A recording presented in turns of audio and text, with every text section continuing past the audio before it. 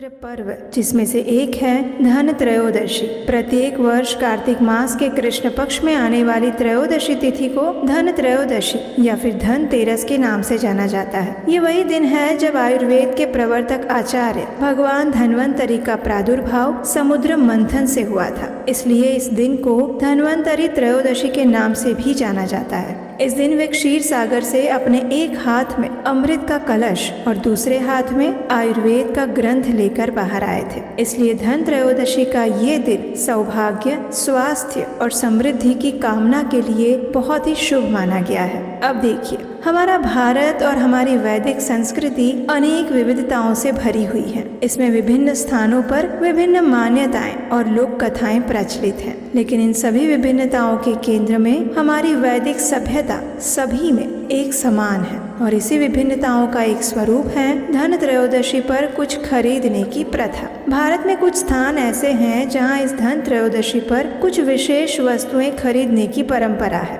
और कुछ ऐसे स्थान भी है जहां ये माना जाता है कि धनतेरस के दिन हम लक्ष्मी जी की पूजा करते हैं, इसलिए इस दिन उन्हें घर से बाहर नहीं निकालना चाहिए, अर्थात इस दिन कुछ भी नहीं खरीदना चाहिए। तो चलिए आज के इस वीडियो में हम देखते हैं कि धन त्रयोदशी के दिन किन किन चीजों को खरीदना शुभ माना गया है और किन चीजों की खरीदारी बिल्कुल भी नहीं करनी चाहिए। सबसे पहले हम बात करते हैं उन 5 चीजों के बारे में जो इस दिन अपनी क्षमता अनुसार खरीदनी अच्छी मानी गई है। सबसे पहले तो धन त्रयोदशी पर पीतल, चांदी और तांबे के धातु वाले बर्तन खरीदने का प्रचलन है। ये धातुएं पवित्र और स्वास्थ्य वर्धक मानी गई हैं और इनमें भोजन करने से स्वास्थ्य पर सकारात्मक प्रभाव पड़ता है। इसलिए पीतल, तांबे और चांदी के बर्तन खरीद सकते हैं। इससे समृद्धि और स्वास्थ्य दोनों में वृद्धि होती है। दूसरा, इस दिन सोना और चांदी खरीदना भी अत्यंत शुभ माना गया है। शास्त्रों के अनुसार सोना और चांदी देवी लक्ष्मी के प्रतीक माने जाते हैं और इन्हें घर में रखने से धन की वृद्धि होती है। इसलिए इस दिन अपनी क्षमता अनुसार सोने चांदी के आभूषण खरीदने से घर में आर्थिक समृद्धि आती है। तीसरा, धन त्रयोदशी पर झाड़ू खरीदने की भी एक लोक मान्यता है। झाड़ू को घर की सफाई और नकारात्मक ऊर्जा को दूर करने का प्रतीक माना गया है। झाड़ू खरीदने से घर में लक्ष्मी का वास होता है और नकारात्मकता दूर होती है, ऐसा कहा जाता है। चौथा, धन त्रयोदशी के दिन जिनका प्राकट्य हुआ था वे भगवान धन्वंतरी स्वास्थ्य और आरोग्य के देवता हैं। इसलिए इस दिन आयुर्वेदिक औषधियाँ खरीदना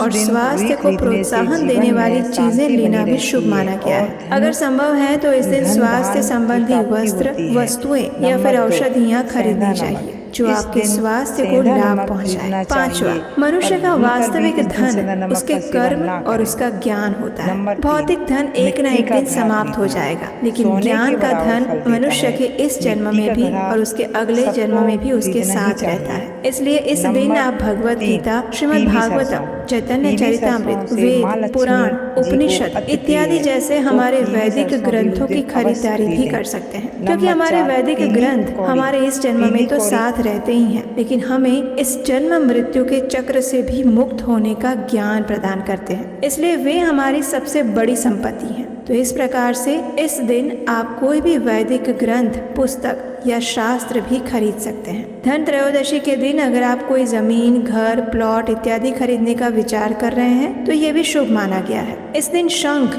चांदी के सिक्के, भगवान के श्री विग्रह इत्यादि खरीदना भी अच्छा माना गया है। आइए अब देखते हैं कि ऐसी कौन कौन सी चीजें हैं जिसको भूल से भी इस दिन नहीं खरीदना चाहिए और ना ही किसी से लेना चाहिए। धन त्रयोदशी के दिन कांच और प्लास्टिक की वस्तुएं खरीदने से बचना चाहिए, क्योंकि ये वस्तुएं नकारात्मक ऊर्जा को आकर्षित करती हैं। ऐसा कहा गया है कि कांच के टुकड़े टूटने का प्रतीक माने जाते हैं और इससे घर में दरिद्रता का वास होता है। लोहे से बनी वस्तुएं भी इस दिन नहीं खरीदनी चाहिए। लोहे को शनि का प्रतीक माना गया है और धनतेरस के शुभ दिन पर इसे खरीदने से घर में नकारात्मकता और शनि दोष का प्रभाव बढ़ सकता है। इस दिन काले रंग की वस्तुएं और वस्त्र खरीदने से भी बचना चाहिए, क्योंकि काला रंग नकारात्मकता और अशुभता का प्रतीक माना जाता है। धनतेरस पर आप सफेद, पीला और सुनहरा जैसे शुभ रंगों की वस्तुएं खरीद सकते हैं, जो कि सकारात्मक ऊर्जा को आकर्षित करती हैं। इस दिन इन रंगों के वस्त्र और वस्तुएं खरीदी जा सकती हैं, लेकिन काले, नीले,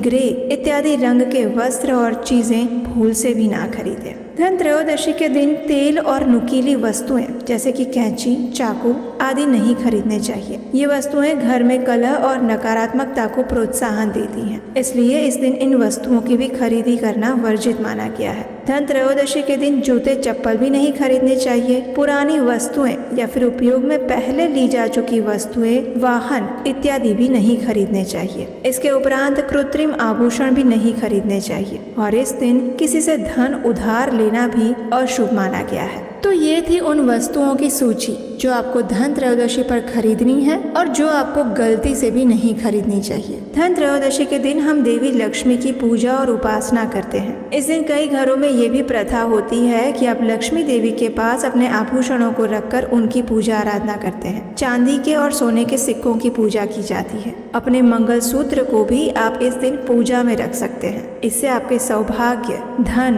और समृद्धि में तो वृद्धि होती ही है, लेकिन आपके पतिव्रता धर्म की भी रक्षा होती है। धन त्रयोदशी के दिन विशेषकर हम कुबेर जी और देवी लक्ष्मी की पूजा आराधना करते हैं। तो ऐसे समय में देवी लक्ष्मी का वास कहाँ पर रहता है, ये जानना बहुत जरूरी है। हम अपने घर में देवी लक्ष्मी को आमंत्रित तो कर लेते हैं, लेकिन क्या हमारे घर के अंदर वो योग्यता है जिसके माध्यम से देवी लक्ष्मी हमारे घर पर आने के लिए आकृष्ट हो? तो ये जानने के लिए चलिए हम आपको लेकर चलते हैं ब्रह्म वैवर्त पुराण के कुछ पन्नों में, जहाँ पर भगवान नारायण नारद मुनि से कहते हैं, यत्र प्रशंसा कृष्णस्य तद्भक्तस्य पितामह सा च कृष्ण प्रिया देवी तत्र तिष्ठति संततम।